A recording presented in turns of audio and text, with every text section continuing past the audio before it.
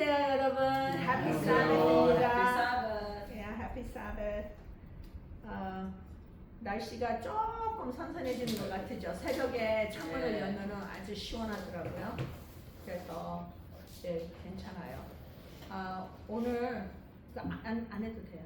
왜냐면 내가요 여러분한테 그림을 한 장 보냈어요. 카톡에. 한번 보세요. 예수님이 갓난아기를 끌어안고 있는 사진이에요. 그 사진을 바로 그 아기가 내가 거듭났을 때 걔고 나중에 얘기할 때 들으세요. 행복한 안식일입니다. 오늘은 거듭난 하나님의 자녀로서 어떠한 삶을 살아야 하는지 살펴보려고 합니다. 예수 그리스도를 주님과 구원자로 영접했다면 그리스도 예수 안에서 성장하는 것이 매우 당연합니다. 중요합니다. 당연합니다. 맞아요. 예수님을 영접하는 순간 우리는 그리스도 안에서 갓난아기와 같습니다. 자, 사진을 보세요.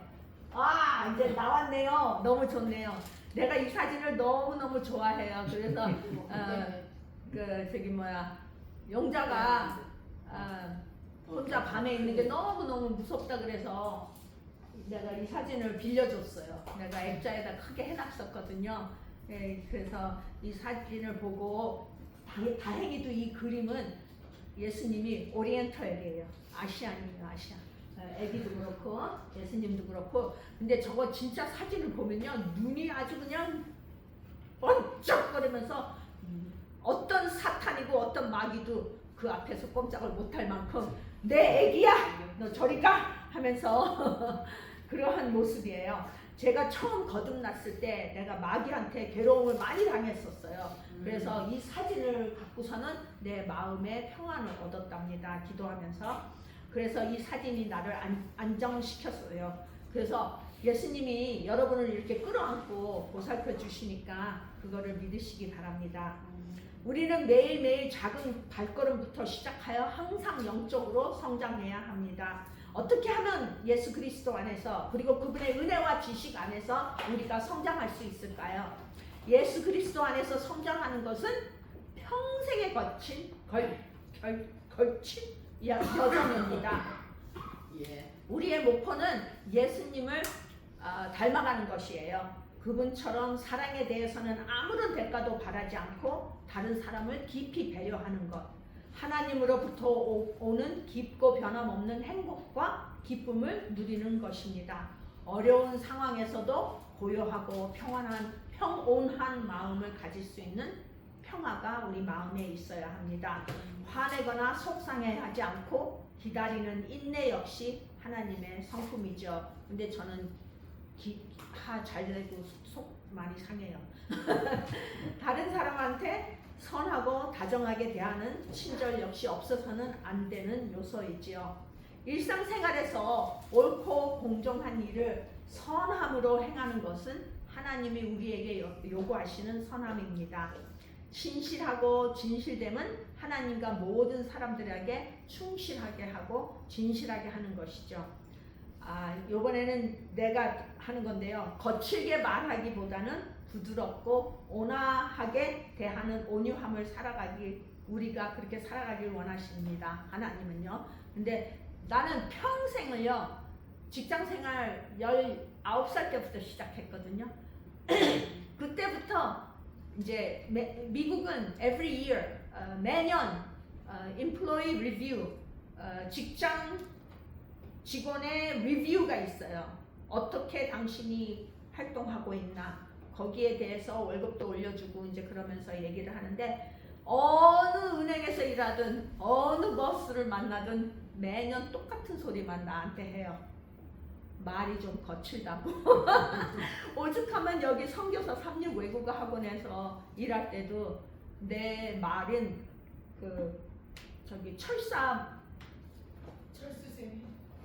맞아요. 철수쌤이 같으대요. 내 말하는 게. 근데 나는 그렇게 말하는 게 아니라 그냥 말하는 건데 그렇게 직접적이게 들리고 기분 나쁘게 들리나 봐요. 그래서 나는 언제 이렇게 온유하게 부드럽게 말할 수 있을까. 최미숙 집사님 친구 세미 박세미라고 있어요.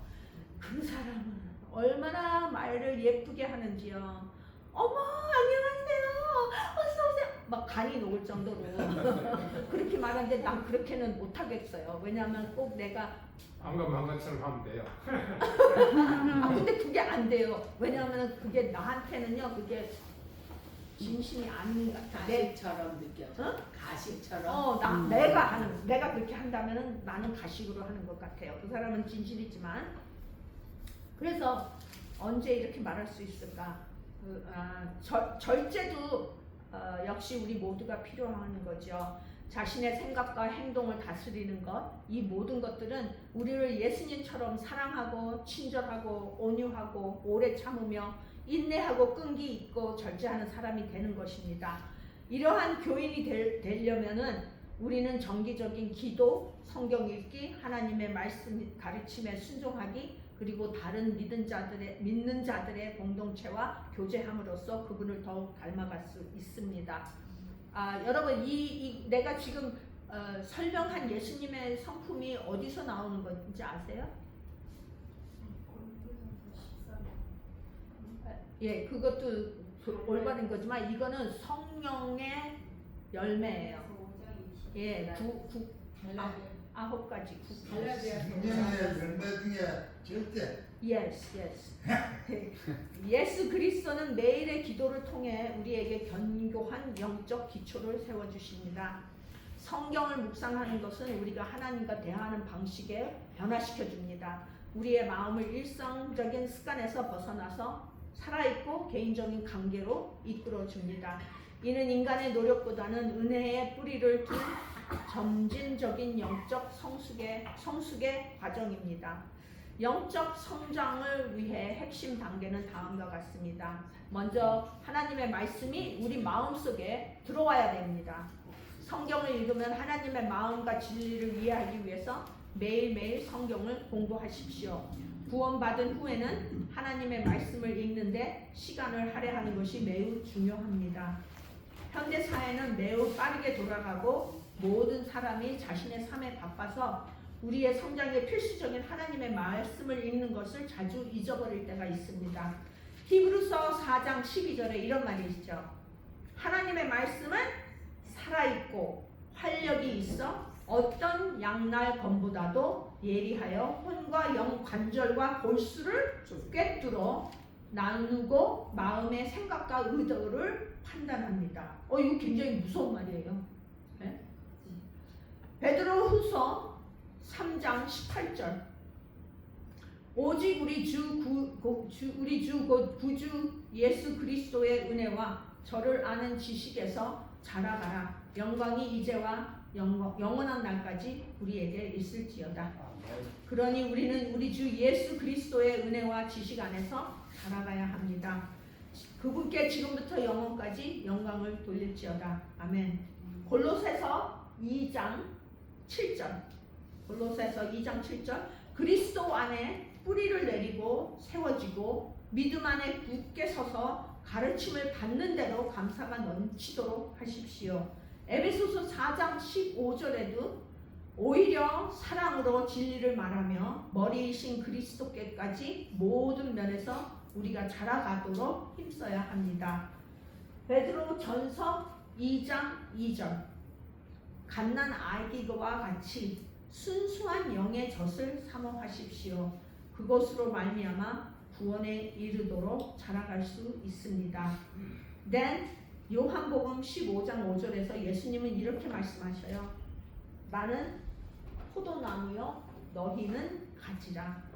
내가 내 안에 거하고 내가 그 안에 거하는 사람은 많은 열매를 맺나니 나를 떠나서는 아무것도 할 수 없느니라. 성경 암송 여기서 하시는 분이 있어요?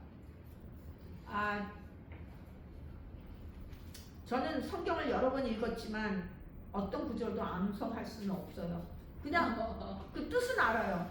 그리고 그게 나한테 어떠한 거를 요구한다는 건 알지만 그거를 말 그대로 기억력에 넣는 거는 참 나한테는 도전입니다.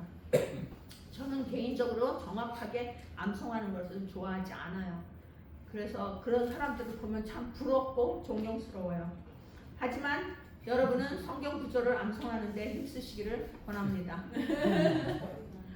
우리 민명희 집사님을 내가- 받아야 돼요. 내가 이렇게 할 때 하나님과 성령님께서 우리가 죄를 지었을 때나 성경을 가르쳐야 할 때 필요할 때마다 그 구절들을 우리 머릿속에 떠올리게 해주십니다.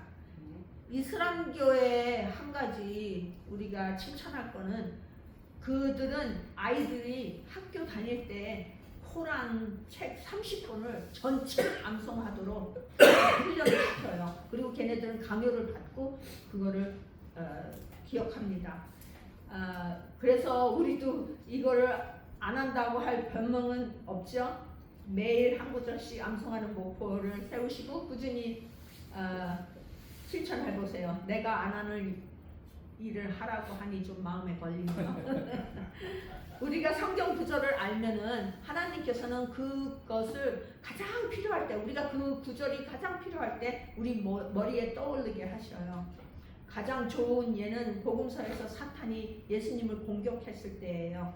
골로새서 3장 16절에 그리스도의 말씀이 여러분 가운데 풍성히 거하게 하십시오. 모든 지혜로 서로 가르치고 권면하며 시편과 찬송과 영으로 노래하십시오. 마음을 다해서 감사하며 하나님께 찬양하여야 합니다. 두 번째로 매일에서 자라는 자녀, 성장하는 자녀로서 두 번째로 매일 해야 할 것은 뭘까요? 맞아요. 기도예요. 매일매일 기도하셔요. 하나님과 정기적으로 대화해야 되고 필요한 것을 나누고 그분의 인도하심을 구하십시오. 매일 기도는 우리의 믿음을 변화시킵니다. 솔직한 생각과 감사 그리고 필요한 것을 하나님께 드리고 성경 말씀을 묵상함으로써 하나님과 강하고 살아있는 관계를 맺게 됩니다. 기도는 하늘의 축복을 여는 열쇠입니다. 그거 들어보셨죠? 열쇠라고. 기도는 하나님과 직접 소통할 수 있는 권리를 줍니다. 여러분은 무슨 문제를 두고 기도할 때 하나님의 답변을 바로 들어본 적 있나요? 네? 하나님 나 이게 필요한데 이거 해주세요 할 때 하나님 목소리 들어본 적 있어요? 저는 많이 있어요. 예, 저는 굉장히 많았어요. 케빈이랑 결혼할 때 케빈이 진짜 올바른 사람인가 할 때 하나님께서 나한테 말씀해 주셨어요. 맞다고. 그리고 우리가 수정이를 입양할 때도 하나님께서는 기도를 하고 있는데 그 도중에 말씀을 하시더라고요. 내 머릿속에다. 그래서 답변을 그 자리에서 주셨어. 그래서 새 신자들은 쉬지 않고 기도할 시간을 정해두는 것이 필요합니다. 기도는 모든 사람의 삶을 영적인 삶을 성장시킵니다. 우리가 다 아는 데살로니아 전서 5장 16절에서 18절은 뭐예요? 아주 짤막한 구절이잖아요. 16절은 항상 기뻐하라. 17절은 쉬지 말고 기도하라. 18절에는 모든 일에 감사하라. 이것이 예수 그리스도 안에 있는 여러분을 향한 하나님의 뜻입니다. 빌립보서 4장 6절에서 7절에는 또 이런 말이 있어요. 여러분 걱정 중심 있나요? 여기에는 아무것도 염려하지 말고 오직 모든 일에 기도와 간구로 감사함으로 하나님께 아뢰십시오. 그리하면 모든 지각을 뛰어넘는 하나님의 평화가 그리스도 예수 안에서 여러분의 마음과 생각을 지키실 겁니다. 저도 유혹 받을 때가 많아요. 그때 난 하나님 도와주세요. 하나님이 나를 창조하셨잖아요. 하나님은 나를 나보다 더 잘 아시잖아요. 나는 앞날을 몰라도 하나님은 내 앞날을 아십니다. 나를 붙잡아 주시고 인도하여 주시옵소서 하고 기도해요. 골로새서 4장 2절 기도에 전념하십시오. 깨어서 기도하십시오. 마가복음 11장 24절 그러므로 내가 너희에게 이르노니 기도할 때에 무엇이든지 구하는 것을 받은 줄로 믿으라. 그리하면 너희에게 그대로 되리라.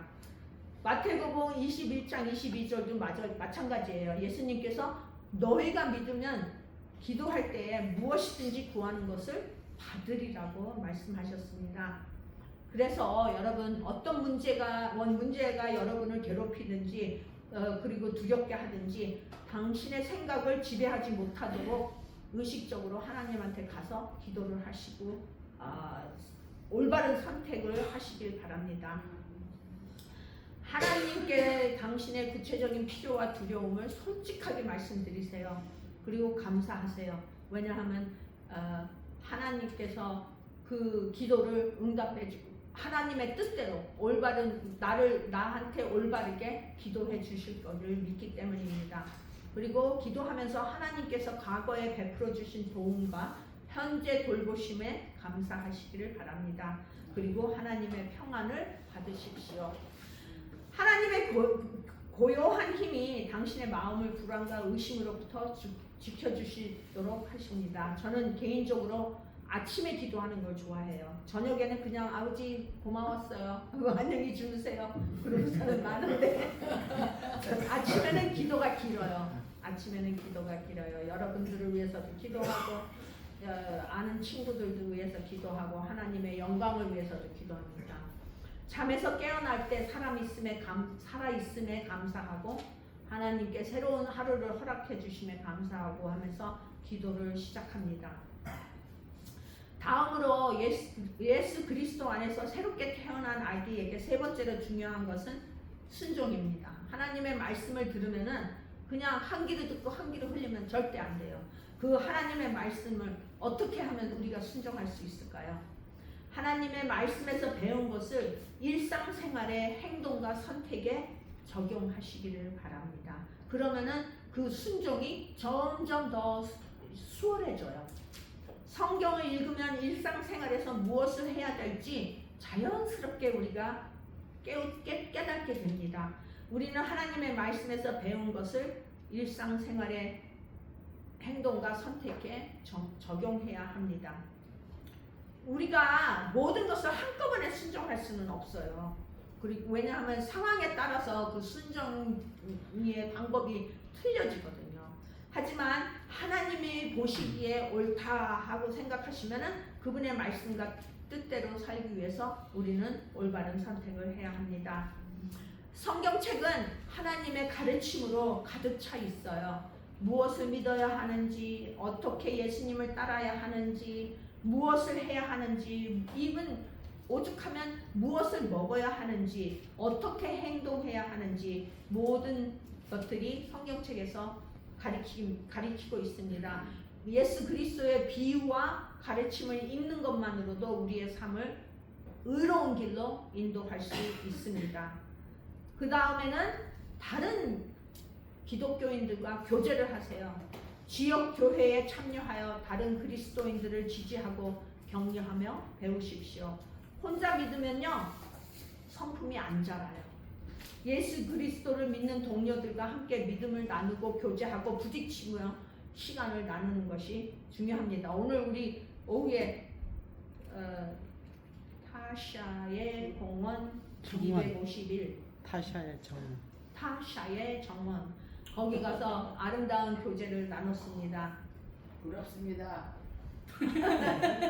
히브리서 10장 24절과 25절에 이런 말이 있어요. 서로 사랑과 선한 일에 이르도록 격려합시다. 어떤 사람들이 습관적으로 하는 것처럼 모임을 포기하지 말고 서로 격려하며 특히 주님의 날이 가까이 오는 것을 볼수록 더욱 힘쓰십시오. 교회는 새 신자의 성장에 중요한 역할을 합니다.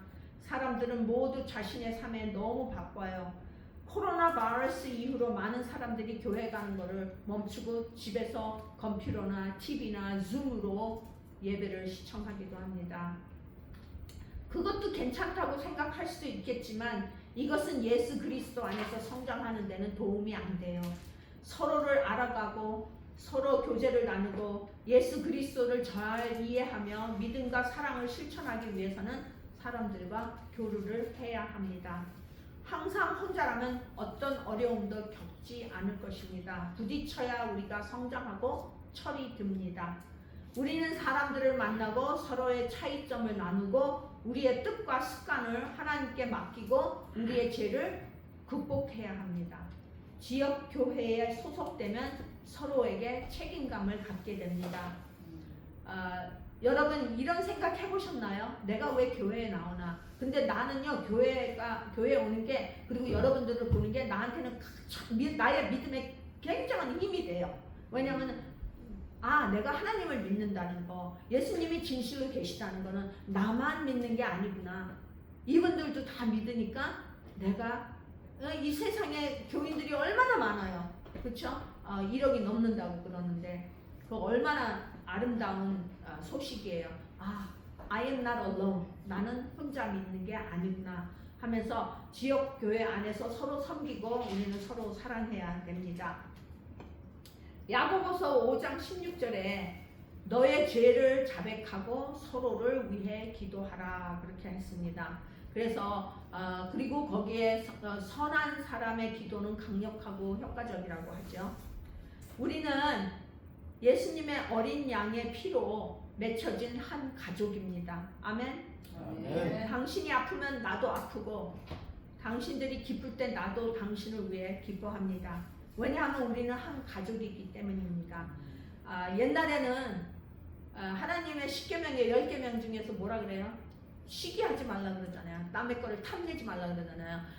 옛날에는 남이 잘 되면은 왜 나는 안 돼? 하고 탐내고 질투내고 시기했거든요. 근데 지금은요, 만약에 내가 아는 사람이 직장에 승진을 했고 뭘 받았다 뭐 어쩌다 하면 내가 더 기뻐요. 그 사람을 위해서요. 행복해요. 너무너무 감사한 거예요. 그리고 하나님의 가족 여러분, 마지막으로는 우리가 다른 사람한테 이 진리의 빛을 나눠야 됩니다. 다른 사람을 섬기고 존경하고 사랑해주고 아껴주고 도와주기를 바랍니다. 여러분의 강점과 은사를 사용하여서 주변 사람들을 사랑하고 도와주세요. 그리고 믿음의 멘토를 찾으세요. 나보다 믿음이 더 높은 사람한테 가서 상담도 하고 마음에 있는 무거운 걱정 근심도 털어놓고 서로 위하고 기도를 하면은 아주 여러분은 올바른 성장을 할 것입니다. 저는 항상 저보다 경험이 많고 성숙한 그리스도를 따르는 사람을 곁에 둡니다. 나한테의 멘토는 한민호 목사님이에요. 한민호 목사님 아세요? 그 사람의 책, 특히 자아가 죽어야 예수님한테 성장한다. 내가 그 책을 내가 10권을 내가 공짜로 받았어요. 그 사람을 도와줘서. 근데 내가 2권 갖고 여러분들한테 내가 나눠준 것 같은데 그 책을 나한테 받았으면 그냥 두지 말고 한번 읽어봐요.